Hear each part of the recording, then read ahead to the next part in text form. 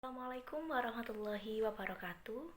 Perkenalkan, nama saya Media Nadia Pramesti dari kelas 11 MIPA 1. Saya dalam kesempatan kali ini sebagai perwakilan dari PMR SMA Negeri 1 Tuban kelas 11 dan juga 12 untuk menyampaikan beberapa informasi terkait keorganisasian dan juga kepengurusan dalam PMR SMA Negeri 1 Tuban. Langsung saja kita masuk pada poin utamanya. Yang pertama, kita memiliki pembina ya dalam ekstrakurikuler.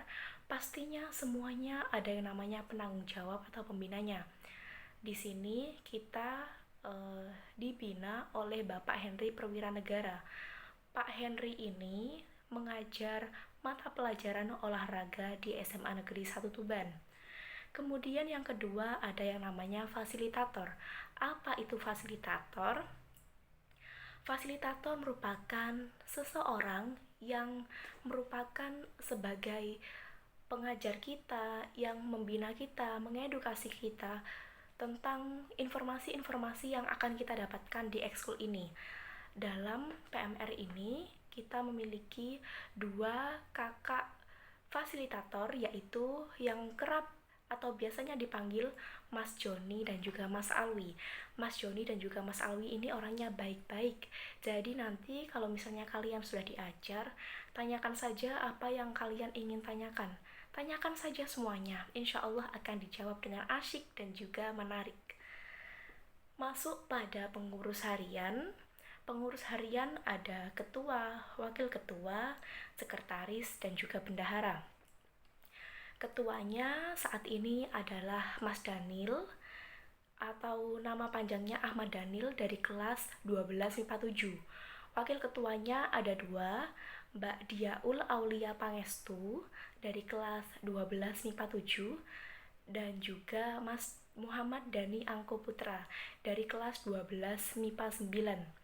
Sekretarisnya ada 2, sekretaris 1 Mbak Nurlaili Isnainiah berasal dari kelas 12 MIPA 1 dan sekretaris 2-nya saya sendiri. Kemudian ada bendahara, bendaharanya juga ada 2. Yang pertama adalah Mbak Usi Nur Hikmatus Saadah dari kelas 12 MIPA 7 dan bendahara 2-nya adalah Mbak Salsabila Ameliani dari 11 MIPA 3. Kemudian kita memiliki 2 macam subsi. Subsi yang pertama adalah subsi sehari-hari atau subsi harian. Yang kedua adalah subsi saat ada event ataupun acara-acara. Subsi harian terdiri dari 6 subsi.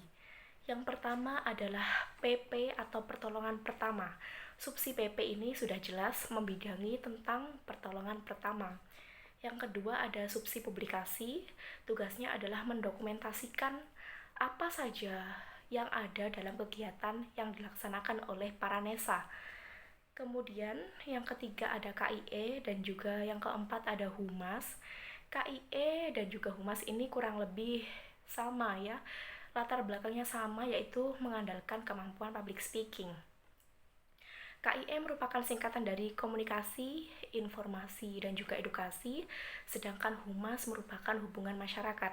Bedanya apa, Kak? Bedanya jika KIE ini adalah membidangi dalam lingkup dalam sekolah saja. Contohnya memberikan edukasi kepada teman sebaya, kemudian memberikan informasi kepada guru, intinya kepada warga sekolah.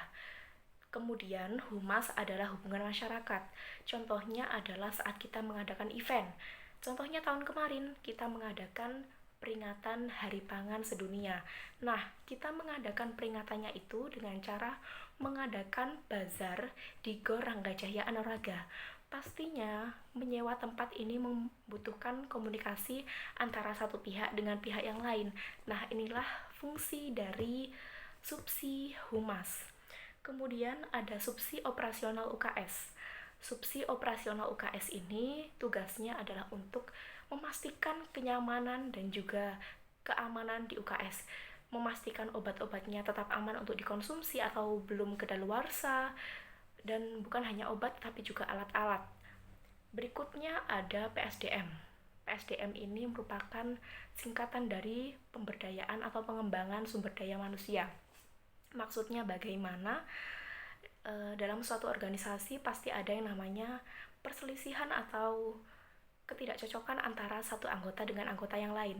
Nah, peran PSDM di sini adalah untuk menyatukan, menyolidkan antara satu anggota dengan anggota yang lain.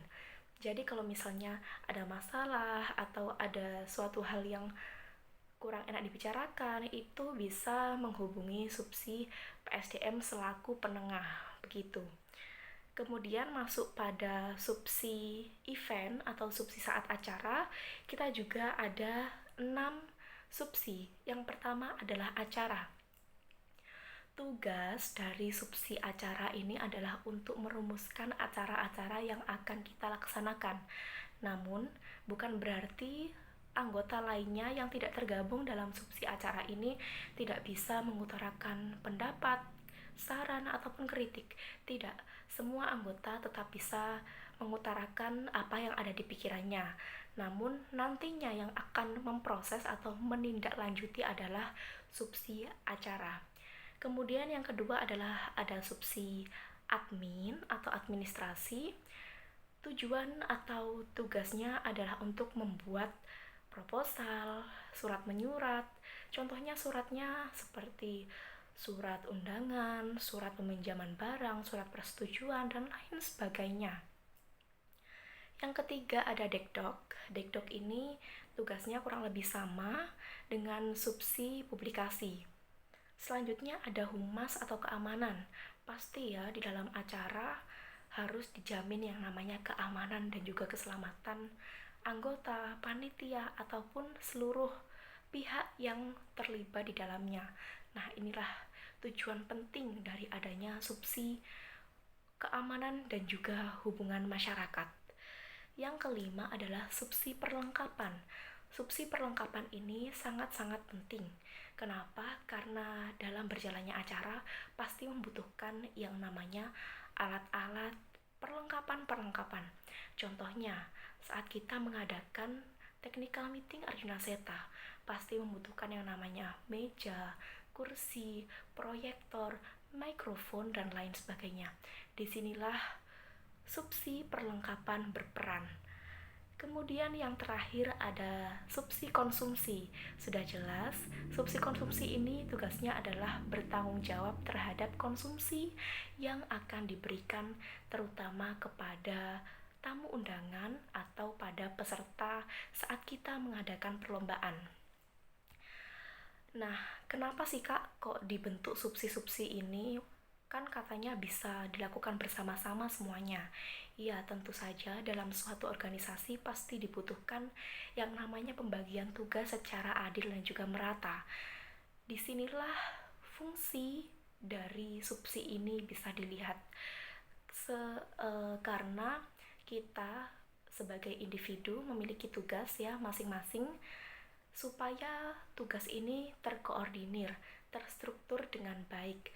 Setiap individu, setiap anggota memiliki tanggung jawab yang nantinya harus dipertanggungjawabkan. Dan intinya supaya tidak ada tumpang tindih antara satu tugas dengan tugas yang lain, sehingga semuanya bisa dikoordinir dengan baik dan juga bisa terlaksana dengan baik pula.